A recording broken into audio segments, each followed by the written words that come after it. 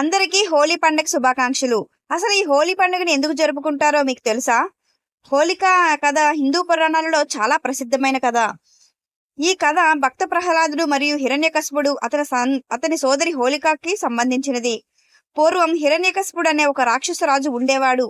అతడు తనను మాత్రమే పూజించమని భక్తులందరినీ శాసించి ఆజ్ఞాపించేవాడు. అయితే అతని కుమారుడు భక్త ప్రహ్లాదుడు మాత్రం మహావిష్ణు భక్తుడు. అతడు తండ్రి ఆజ్ఞను ఏమాత్రం పాటించకుండా విష్ణువును పూజించడం కొనసాగిస్తాడు. హిరణ్యకశిపుడు ప్రహ్లాదుడు విష్ణుభక్తిని చూసి కోపంతో రగిలిపోతాడు. అతన్ని చంపడానికి అనేక ప్రయత్నాలు చేస్తాడు. కానీ ప్రతిసారి విష్ణువు ప్రహ్లాదుడిని రక్షిస్తాడు. చివరికి హిరణ్యకశిపుడు తన సోదరి హోలిక సహాయం కోరుతాడు.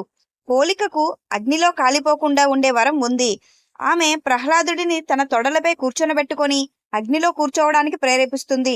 ఆమె ప్రయత్నం ప్రహ్లాదుడిని చంపడానికి మాత్రమే కాబట్టి, కానీ విష్ణు భక్తి వల్ల ప్రహ్లాదుడు సురక్షితంగా బయటపడతాడు. అదే సమయంలో హోలిక తన వరం కోల్పోయి అగ్నిలో దహింపబడుతుంది. ఈ సంఘటన హోలికా దహనంగా ప్రసిద్ధి పొందింది.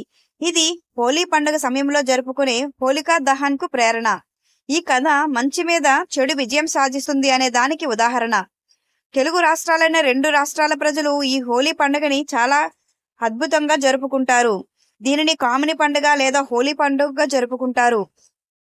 ఈ తెలుగు రాష్ట్రాల ప్రజలు ఈ హోలీ పండుగ రోజున రంగు నీళ్లు జల్లుకొని ఒకరినొకరు సంతోషంగా మనోభావాలను వ్యక్తపరుచుకుంటారు. అందరికీ హోలీ పండుగ శుభాకాంక్షలు.